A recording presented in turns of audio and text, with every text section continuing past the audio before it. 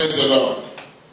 Let us turn our Bible to the book of Hebrew,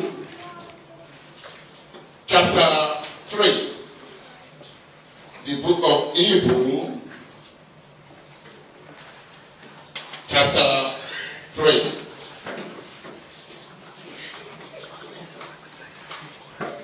The book of Hebrew, chapter 3. Amen? Amen. Hallelujah.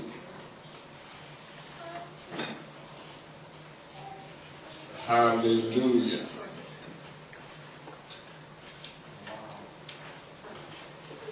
If you are there, just shout amen. The book of Hebrew is always towards the end of the Bible before you get to the book of James, Peter. It's always to the end of the Bible. And if you are there, will you please say with me, amen? Amen. Hallelujah. Hebrew chapter 3. We're going to start from verse 1 because I want to encourage you this morning. I want to encourage you how you can fulfill destiny.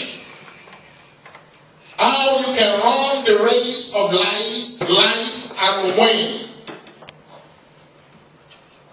Because God has already caused us to triumph through Jesus Christ. I want to talk to you about how to run the race by considering Jesus. So today's message is going to be consider Jesus. Consider Jesus. For as long as you consider Jesus in everything that you do, there is no way you will fail. Are you with me? Amen. The reason why we always stumble during the time of our race, the reason why we find ourselves not moving up the way God wants us to move is because so many times we have shifted our focus as we are running the race of life. But the Bible teaches that we are sons and daughters of God. Those that have been delivered from the power of darkness, those that have been made an overcomer. And if you look into this Hebrew chapter 3, starting from verse 1, the Bible says, wherefore, holy brethren, partakers of the heavenly calling, consider the apostle and the high priest of our profession, Christ Jesus. Amen? Amen. He said, holy brethren, that you are partakers of heavenly calling. The Greek word translated partaker there means companion, a partner, an associate, or a participant. That you are a partner of the grace of God. You are partakers of the calling of God. The Bible says in Colossians chapter 1, verse 12, that we should be giving thanks through our Lord and Savior Jesus Christ, because he has delivered us from the power of darkness and he has translated us into the kingdom of his dear Son. He said, now giving thanks to God who has qualified us to be partakers of his inheritance. In other words, God has qualified us, his sons and daughters, to be partakers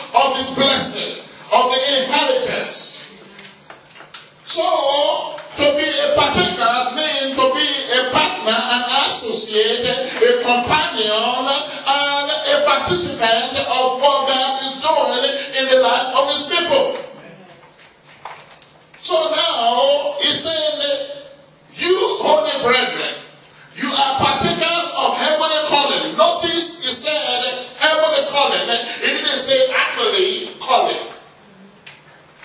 We are no longer, there's no longer for us to be looking into the earthly things, because we have been delivered from the world and we have been translated into the God's kingdom to bring forth the blessing of God in our life. Amen?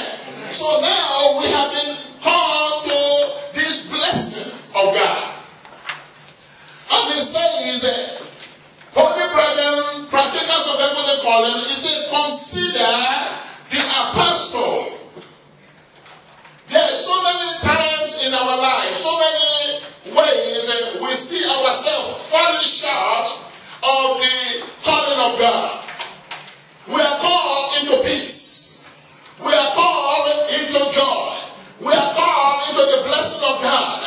We are called into the way where, while we were running this race of life, while we were walking by faith, while we were looking forward to fulfill the calling and the destiny of God in our life, there are so many times the king or the God of this world or the worldly thing will come to hinder our progress or our destiny.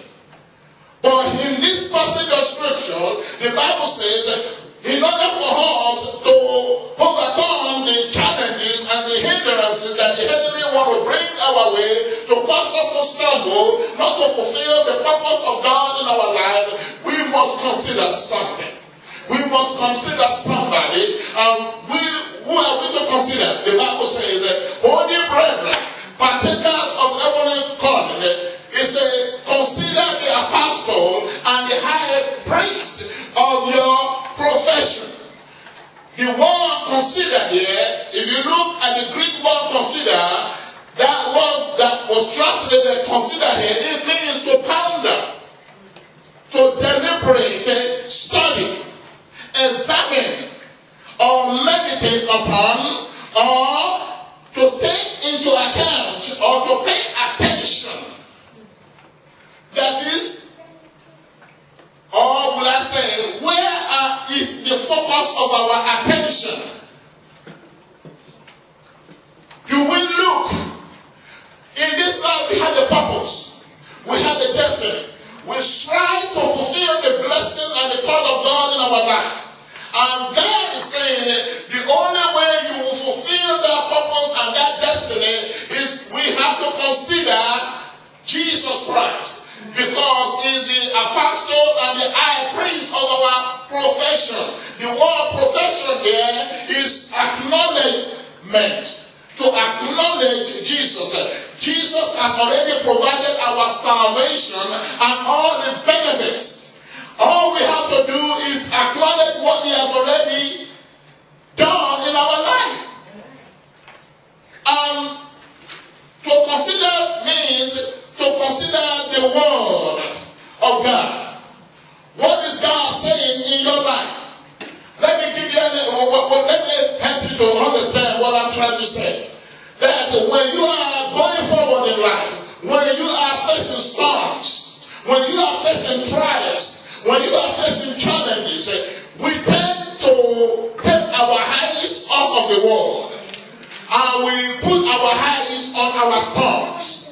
We put our eyes on our challenges. We put our eyes on all the obstacles that is coming our way. And because we are defocused and we have shifted our attention from Jesus, the world, and we have focused upon the problem, obstacles that is coming out against our life, we begin to sink.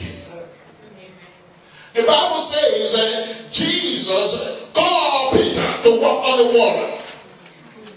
And the Bible says Jesus, as he called Peter to come, the Bible says Peter was walking on the water.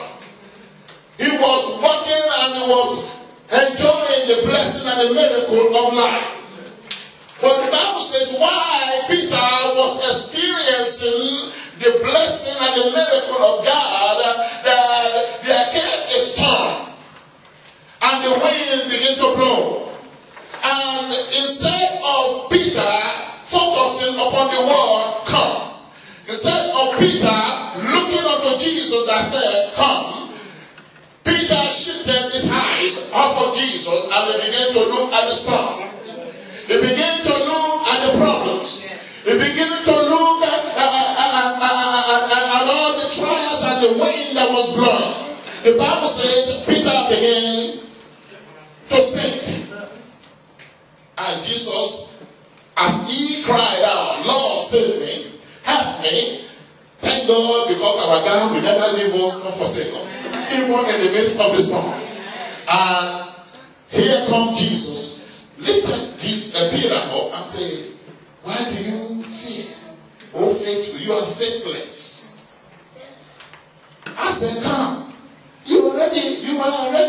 You are coming. Until you shift your eyes from that word come or out of away from it and you begin to look at the storm. The storm is designed to remove you from going to your destination. There are so many times in our life God is working in our life. God is working miracles. God is working wonders. God is fulfilling destiny for us. And all of a sudden, you look here, you look there, you see everything, and you begin to see challenges. You begin to see trials. You begin to see the storm of life. The storm now is trying to hinder you from fulfilling your purpose and your destiny. Before you were happy, you are rejoicing. You are thanking God when all those good things are coming your way. But as soon as the storm and the trials and the challenge is now facing you, you begin to doubt.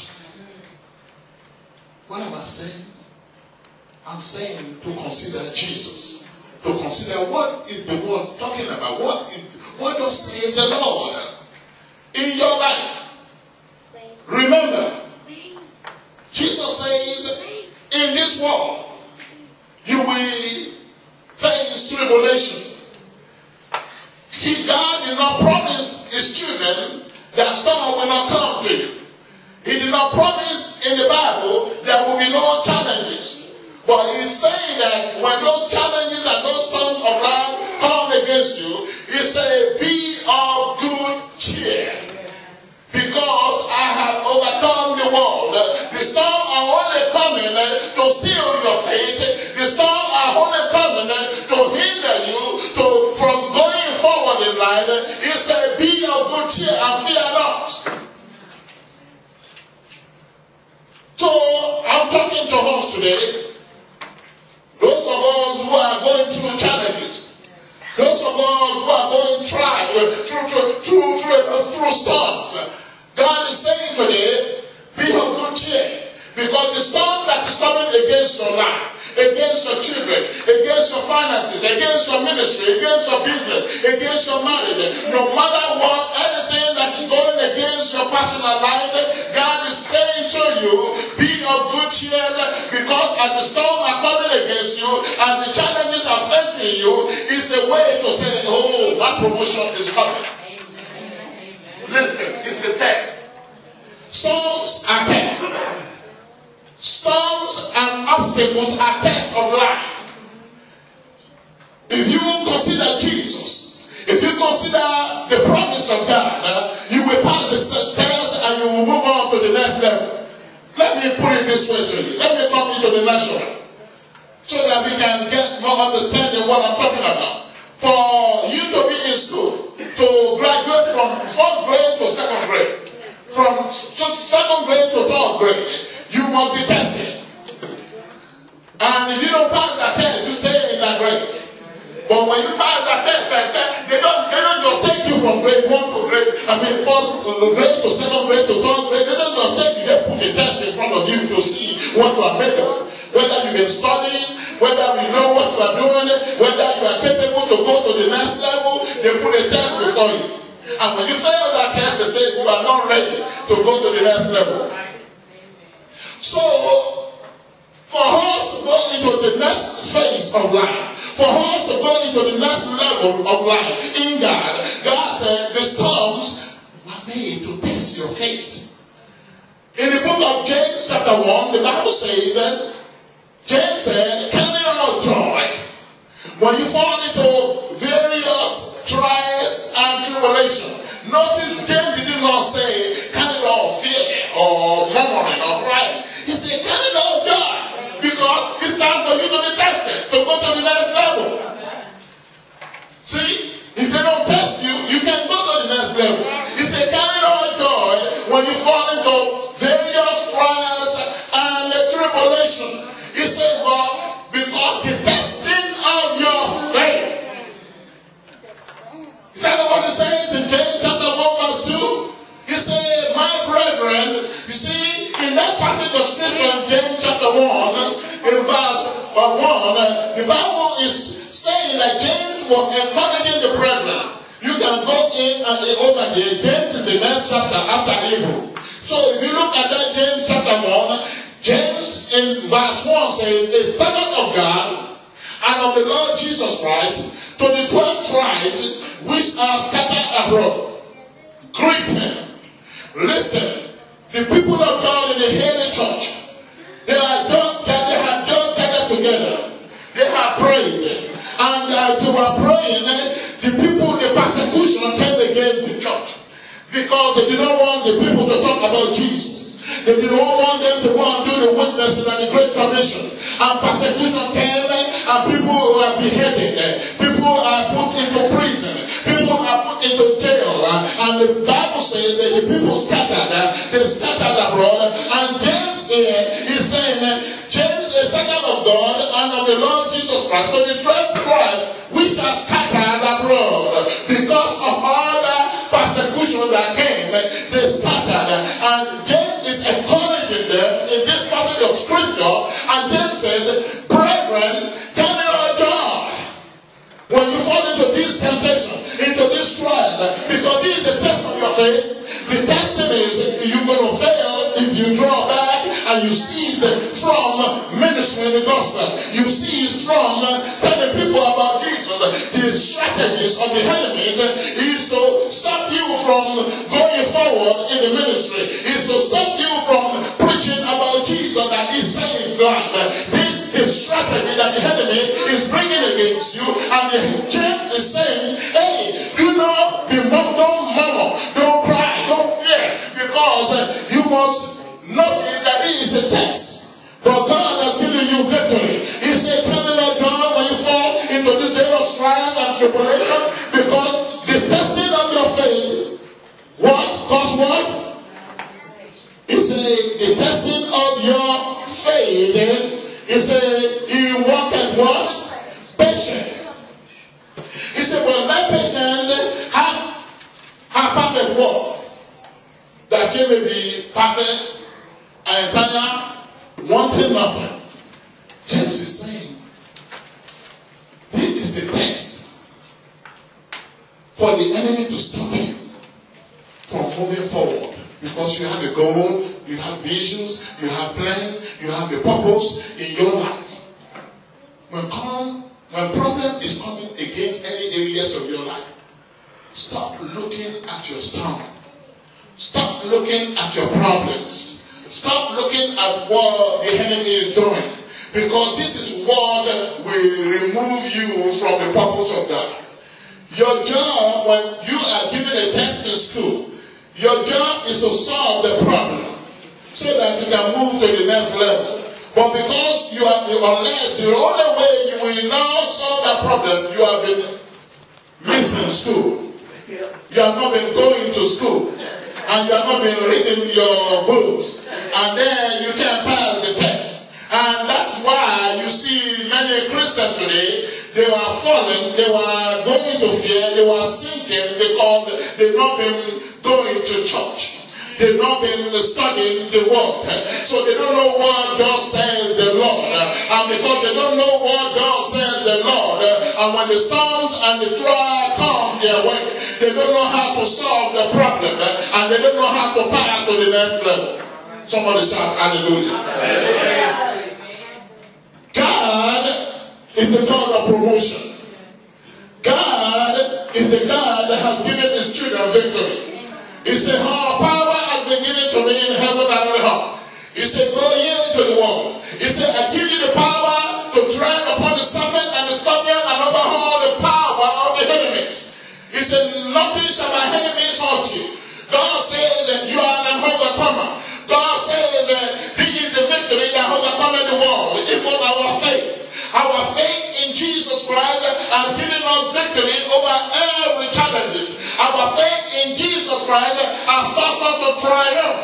Now we are more than a conqueror through our Lord Jesus Christ. No matter what the world is bringing against us, no matter what the storm is coming, yes, you may fall. The Bible says, get up and keep on running, because weeping may endure for a night, but joy is coming in the morning. The Lord said, get up, because he says a righteous man can fall 7 times, but the Lord will lift him back up again.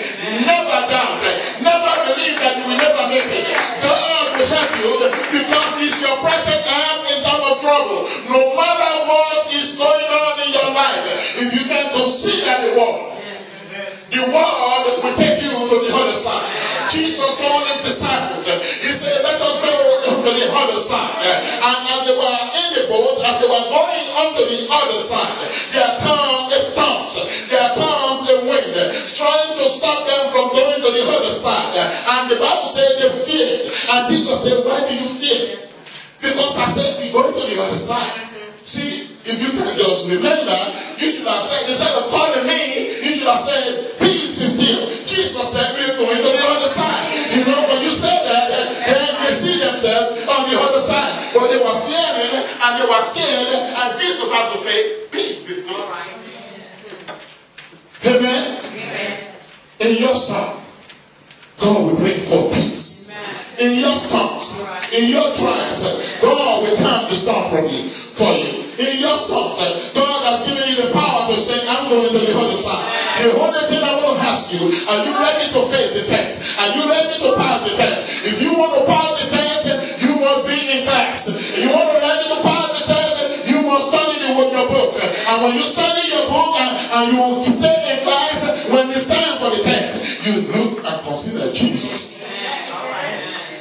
You consider Jesus. The Bible says, consider who? Jesus. Consider Jesus. He said, you are holy brethren, partakers of heavenly calling. Consider the apostle. The apostle means somebody who has been sent to you. And the high priest, he is our high priest. He is our intermediary, our lawyer before our God. He is the one that said, Father, I've been there. I know what they were going through. Then, Father, you see how they flogged me. You see how they spat on me. I had no sin. They crucified me. They judged me. They lied upon me. I've been there. That wall is no good. And they say, forgive them. Help them. Answer their prayers. Jesus is our high priest. The job of a high priest is to stand in God between God and man. And if you are with Jesus, you already won the race. You have won the race, because Jesus will never leave you and he will never forsake you. The only thing is, what is our focus? The Bible says, turn with me to Romans chapter 4. In this church, we talk about the Bible. We allow the Bible to make a final decision. I thank God we can prophesy. I thank God we can prophesy. But I can only prophesy when the spirit of prophecy comes upon me. I've seen people just prophesy every minute, every time, just to keep people in church. I don't know about that. If the spirit of prophecy don't come upon me, I can't make it up. I have to receive the anointing and the prophet and the spirit of prophecy before I say, "Thus says the Lord." Hallelujah. I don't want to tell you that God said the Lord has seen a big house, and then tomorrow you have been evicted. You will come and meet the pastor. You say, I thought you said you saw a big house, and then the little apartment that I have, they are evicted me. So I don't want to prophesy to you about money. You know, God is not only there for money. It's about your soul, number one. Your soul comes first before money. Money will chase after you. The Bible says, seek ye first the kingdom of God and his righteousness. Seek ye first the blessing of God. Seek ye first to become holy, to become righteous. Seek ye first to have relationship with God. He said, every other thing, money will follow you. The Bible says, goodness and mercy will follow after you. Amen? Amen. In Romans chapter 4, if you are there, can you say amen with me? In Romans chapter 4, we want to see what Abraham, our father, considered. If you look with me, the Bible says God promised Abraham a child. In this passage of scripture, I want you to read with me from verse 17. From verse 17, the Bible's promise to Abraham, God's promise to Abraham says, as it is written, I have made thee a father of many nations. Before him whom he believed, him of God who quickened the dead, and all those things which be not as though they were. We who against hope believe in what?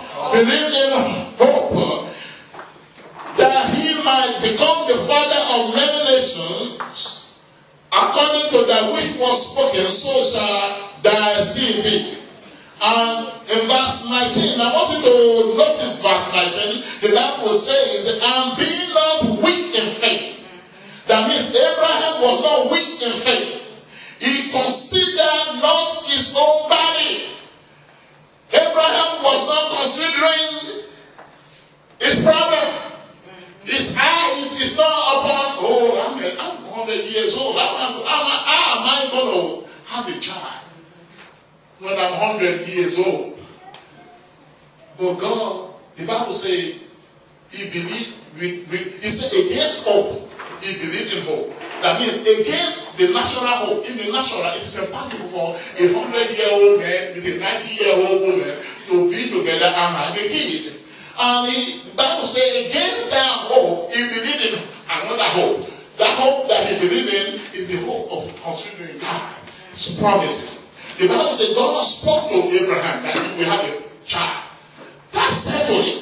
The Bible says Abraham did not weak in faith. He considered the world.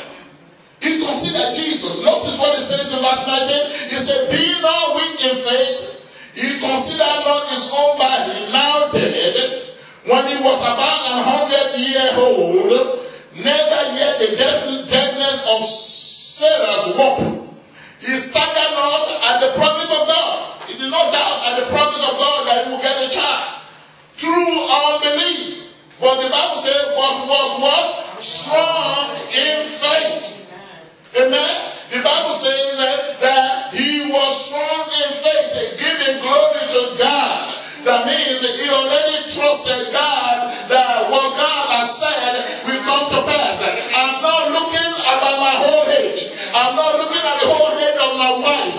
I'm not looking at the deadness of my wife's womb. God said it. I consider the world. I refuse to consider my challenges. I refuse to consider my problems. I refuse to consider my storms. I'm going to consider Jesus, the word of the living God. Amen? Amen. So, the Bible says Abraham did not see. You see, he said, therefore we can see that Abraham did not deliberate upon or examine or study the head of himself. Abraham did not take into account the impossibility of what God had promised him. That thing, the thing that made him strong in faith is the fact that he kept his mind stayed on who? On God's promise. And equally important, notice, even though Abraham kept his mind on God's promise, equally important, he kept his mind off every promise or every sign or every song that is contrary to the promise. Because there's some things that will come in your life. You will say, man, how am I going to get out of this? It will be like it's impossible. But, man, these challenges, this one I'm going through, when is it going to stop? The Bible says it's going to stop. when you stop considering that thing that is impossible. The Bible says all things are possible for those who believe. So there's nothing impossible in my dictionary. Because my dictionary is not of this world. My dictionary is of God's word. And God says all things are possible to those who believe. So to become possible, the impossibility, I have to look or consider the world. But if you do not know the word, if you've been missing the class and you've not been studying your book, then you cannot go to the next level. Amen. It's very simple like that. Tell me of a doctor, a lawyer, an engineer, an accountant, or any profession in this life that have never been through the test. You cannot be through the test of life. Anytime you see the test, what is your attitude? Your attitude should be, oh, praise the Lord, it's time for promotion. Is that not what James was saying? To count it all joy. But in so many of us in our life, many times, when tests come, oh Lord, here comes the devil again. We start talking about the devil. We start saying, God, why do you allow this to happen to me? And we know the answer. We know we have not been going to church. We know we have not been studying. We know we have not been doing the right thing. And then we have the audacity to say, oh Lord, why do you allow this to happen to me? But God said, you can only pass the test if you've been faithful. If you've been drawing closer to me. Because the Bible says, when you draw near me, I will draw near you. I will neither want leave you nor forsake you. In the book of Hebrews chapter 6 and verse 13, the Bible says, when God made a promise to Abraham that in blessing I will bless you, and in multiplying I will multiply you. In Hebrew chapter, the same Hebrew chapter 6, it says, in blessing I will bless you. Chapter 6, you can look at it from verse 13 of Hebrew chapter 6. Praise the Lord. It's good to always look at the word to see what God is teaching us in his word. Amen. He said, for when God made a promise to Abraham, verse 13, he said, in blessing I will bless you, in multiplying I will what? Multiply you. The Bible says, after Abraham had what? Patiently endured, he received the promise. Notice, the Bible says, God made a promise to Abraham that I'm going to bless you. In blessing I will bless you. In multiplying I will multiply you. But the Bible says after Abraham, he said because God, because if you look in there, he said in blessing I will bless you. In multiplying I will multiply you. He says, and so after Abraham had patiently. See, that's another thing among the body of Christ. We wanted to just, God give me this and just fall from the tree. All of a sudden. We don't want to be patient. After we have waited for a while and we do not see those blessings come in our own time. Notice I said in our own time. When that promise or that thing that you have believed God did not come quickly like you want it to come, you become discouraged. Oh, God is my dear man. I just stopped going to church. So that you just show God the reason why you're coming to church. That, okay, because of that stuff. And since you don't give me that stuff when I want it, I ain't coming back no more. but if you really come to church because of your love for God, and you know that God will be God regardless whether you quit or not, you're still going to be God in heaven, then you're going to say, hey, Daddy, I will wait at your time because your time is the best time. Amen. Amen. Because you can't just go to the first grade and spend 1 month and say, teacher, give me a test. I'm ready to go to the second grade. And the teacher will say, no, it's not time. You got to study. I have to get you through some things. And then when it's end of the term, then we're going to bring you the test and see what you made of. Whether you studied, whether you know what you're doing, then we can move you to the next grade. This is the same thing Jesus is telling us. We all have the faith. We can't move to another grade unless we pass the test.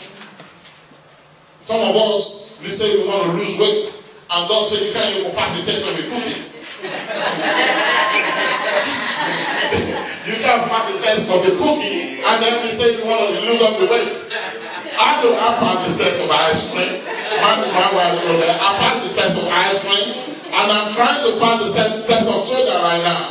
But sometimes I have to pop it, and I said I'm not going to drink soda, I'm going to be drinking water. So if we can see, all of us have differences. We have challenges in different areas. And that area, you see, you might be strong in one area. That's why you're not supposed to judge nobody. You're supposed to be praying for your brother. Because what you think you're strong on, he might be weak there, and because you're strong, you help the weak. You guys, even pastors, there are some things that we're strong on. I can fast for 21 days without no food. But if you let somebody fast for 5 hours, he will be crying that he's hungry.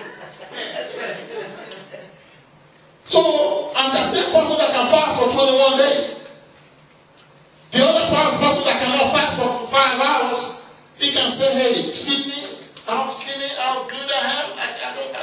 You can bring all the cookies, all the ice cream, all everything, so that you can bring it right here. I'm not going to touch it. But the one that has been fasting for 21 days, my hand is, well, thank God for you. But right now, I'm still struggling with the soda. And I'm still popping my soda until one day God help me. So we all have weaknesses. That is why we come as a body to help one another to grow, so that God can see us walking in His fullness. Amen? Amen. So the Bible says that Abraham passed the test. Instead of him being weak in faith, he was strong and he was giving glory to God, because against hope, he believed in hope. He trusted God that God will make a way for him. I know sooner my sister Bianca, in any time soon, I know she already told me, so when you see her walking out, sooner or later she's supposed to be at her job. And I want to thank God for her. But before they leave, I have this sheet, because I want to know their number, and how to contact them and all that. You can help me give them whatever is there that they need. Amen? Hallelujah. Praise the Lord. Are you with me? Turn with me to the book of Hebrew. If you are enjoying this, look at the book of Hebrew chapter 12. Because you say, okay, Pastor, I've heard about thanking God. I've heard about considering Jesus. I've heard about looking unto God. I've heard about not focusing my eyes on the storm. Then how do I do it? Now turn with me to Hebrew 12. This is the way all of us must do it. Hebrew chapter 12. Hebrew chapter 12. This is the way God has given us the way out, how to do it. And there's no other way. Jesus is the only way. Amen? Amen. In Hebrew chapter 12, the writers of Hebrew have just mentioned men and women of faith who through patience and who through their faith and their walk with God have overcome the world and the challenges that always come against them. And in chapter 12, the writer of Hebrew continues. We say, wherefore, we all know that the word wherefore is not the beginning of a sentence. So wherefore is a continuation of chapter 11. And now, in this chapter 12, the writer of Hebrew says, wherefore, seeing we also, that means he had just finished talking about great men and women of faith who fulfill their destiny through their focus on God. So in chapter 12, he said, wherefore we also, if you want to fulfill destiny, if you want to finish your race, your course, you want to hear well done from God, he says, we also, as we what?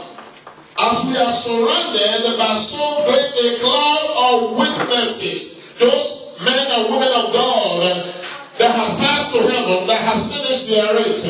He says, if you want to run your race, he says, since we are surrounded with this so great a cloud of witnesses, let us lay aside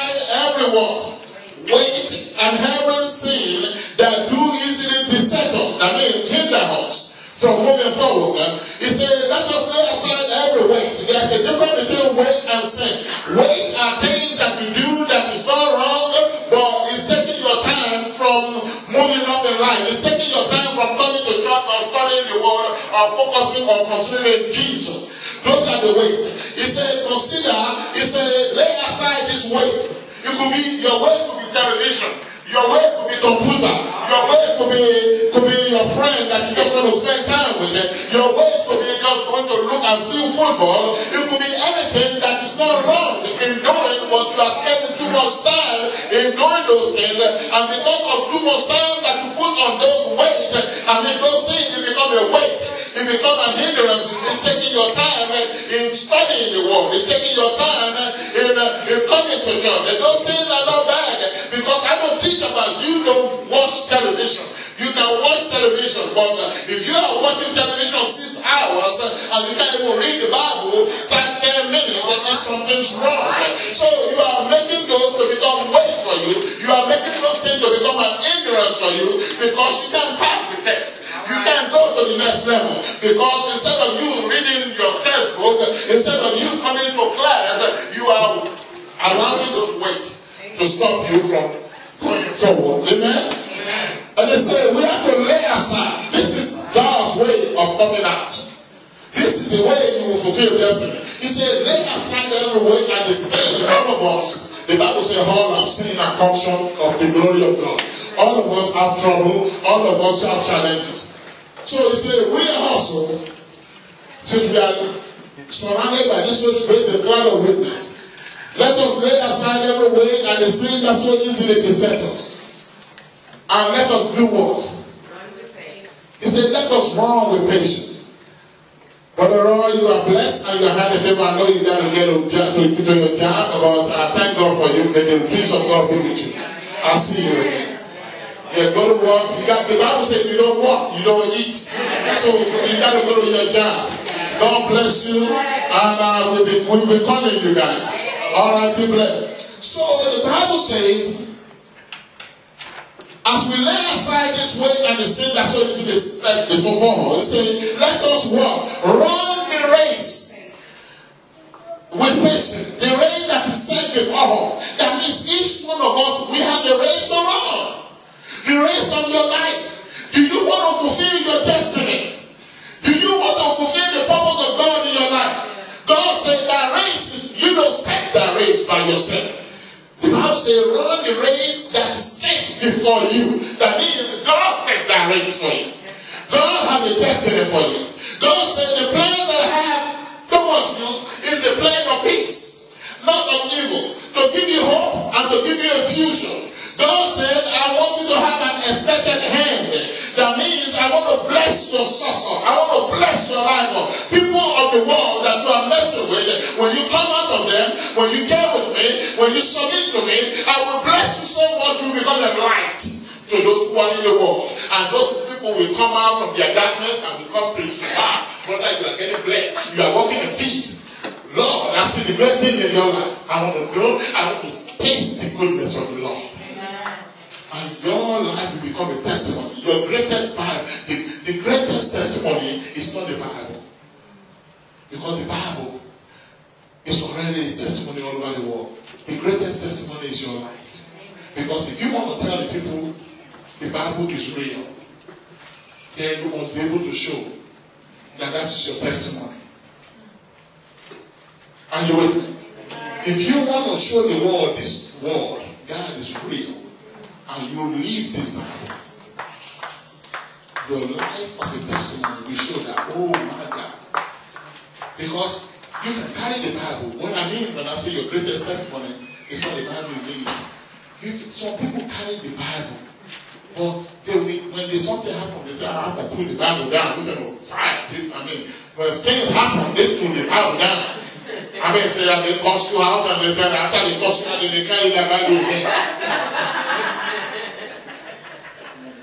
And you just ruin their testimony of the Bible.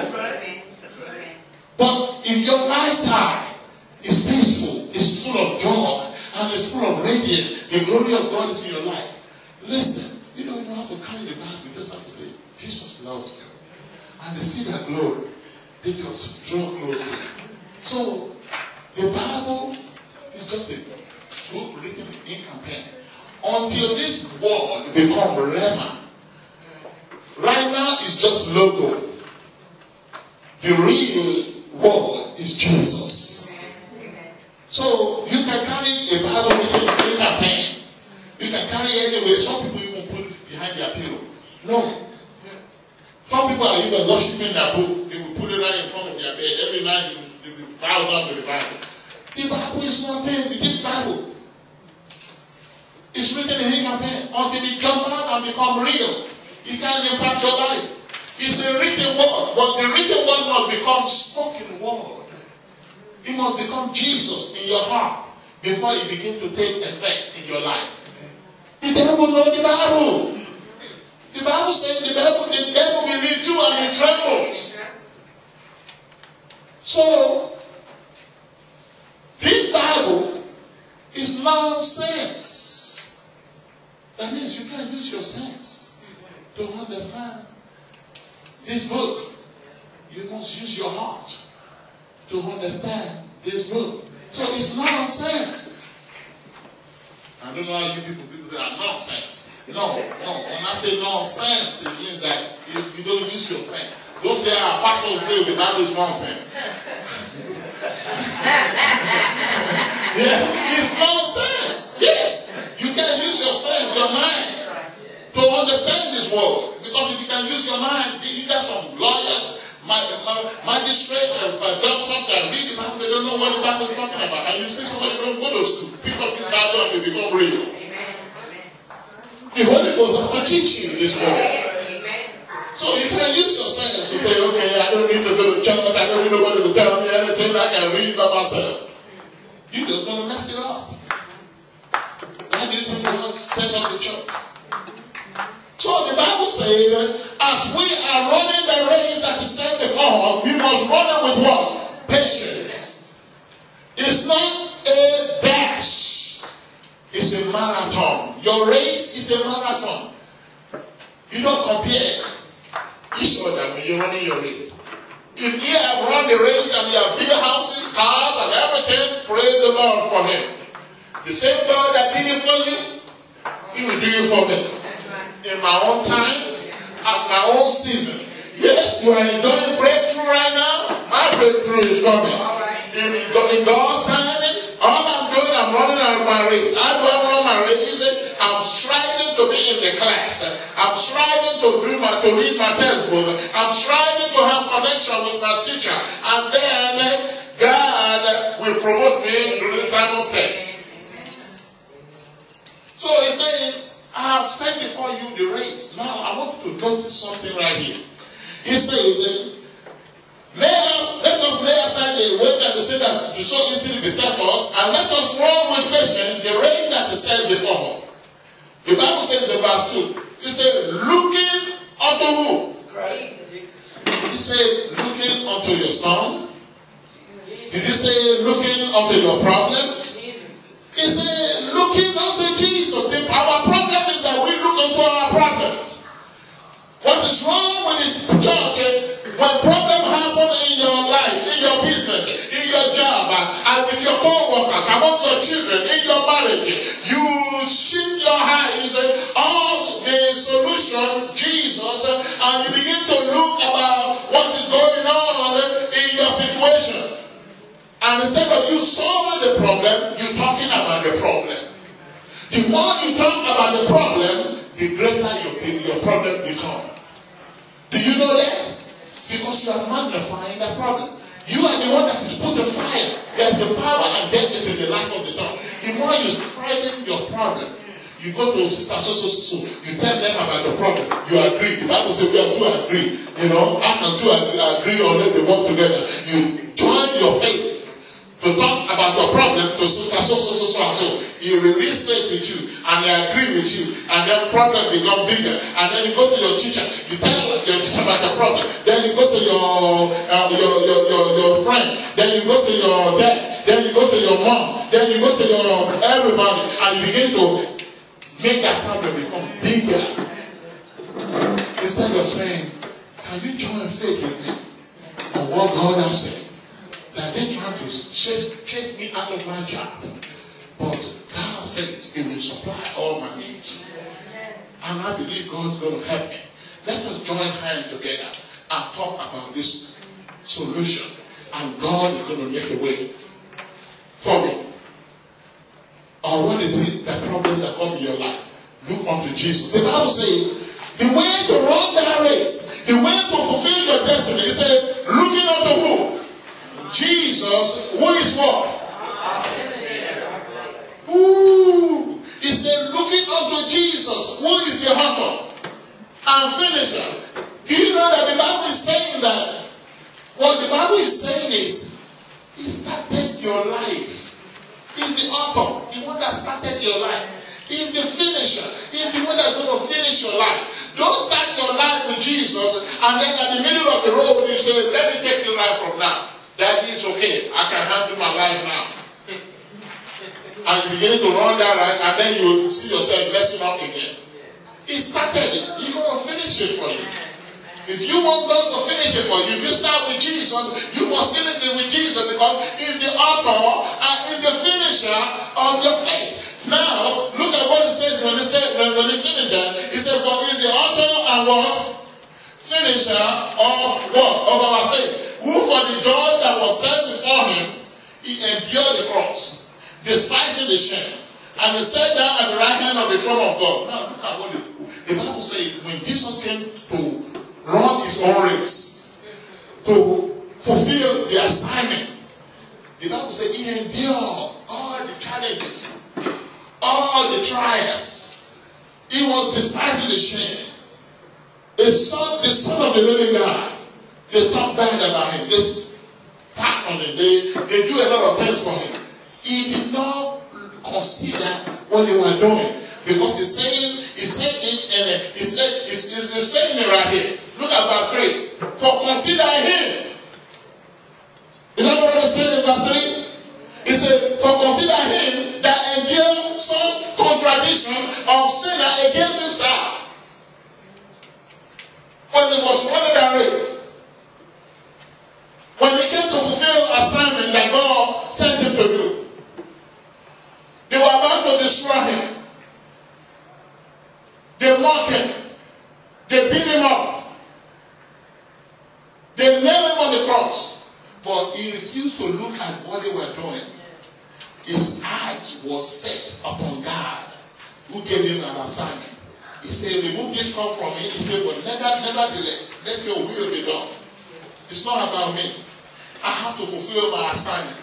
I have to fulfill the destiny that you call me to fulfill. Amen? Amen. So the Bible says, Jesus did not look unto all those things that was coming against him to hinder him from fulfilling his assignment. In closing, my advice and my encouragement to you is, what is it in your life? What storms? What is the problem the enemy is bringing against you? Do you have challenges? I don't know about you. I still have some challenges that I believe that God is still working out in my life. Paul said, I have not made it yet. I have not comprehended yet. There's one thing I do. Excuse me. Paul said, there's one thing I do. He said, even though I have not made it yet. But there's one thing I do. I lay aside those things that is behind me. I'm reaching forward to those things that is before me. I refuse to look at my past, because my past will not determine my future, because my life is in the hand of the author and finisher of my faith. My job is to keep on running the race. When I stumble and fall, I will get up again, and I will keep on running. God has the purpose for you. Every one of you here, God God's word is, I do not desire for anyone to perish. My desire for you is to fulfill the destiny that I have for you. He said, before you are formed in your mother's womb, I knew you. Whatever the situation you see yourself in, whatever the challenges that is coming your way, this is my encouragement to you. Look unto Jesus. Consider Jesus, who is the author and who is the finisher of your faith. He started your life, it will complete it. The Bible says, release all your problems unto him. The Bible says, be careful for nothing, but in everything by prayer and supplication, with thanksgiving, let your request be made known unto God. The Bible says, then the peace of God that passeth all understanding will rule and reign in your heart through Jesus Christ. He says, commit all your cares, those things that is troubling you. Stop looking at your problems. Focus upon his promise. He promised not to leave you, not to forsake you. He promised to make you the head and not the tail. He promised that he will supply all your needs. He said, when you seek my kingdom first and my right standing with me, he said, every other thing will be added to you. God has a promise to you, for you. God promised that no weapon formed against you will prosper. He says that whosoever is born of God overcometh the world. He said, this is the victory that overcome the world, even our faith. Your faith in your heavenly Father, your faith in the finished work of Christ has given you the victory over life, over storms, over obstacles. The Bible says when the problem of life comes against you, when mountains is standing in your face, you can say, who are you, O mountain, before me? You shall become plain. The Bible says, you shall speak to your mountain and command your mountain to be removed and be cast into the sea. And if you believe in your heart that what you say will come to pass, you shall have whatsoever you say. Speak to your mountain. Use your authority. Draw close to God. Continue to fellowship with him, to work with him. Continue to have a relationship with the Almighty. And watch God stand behind you. Watch God move all the mountains. Watch God turn all your life around. Watch God working all things together for your good. We serve a great and mighty God. We serve the Lord Jehovah Rapha. He is the Lord God that healeth us. We serve the Lord Jehovah Jireh. He is the Lord that supplies all our needs. He is the Almighty. He is the Lion of the tribe of Judah. He is the lily of the valley. He is the Rock of Sharon.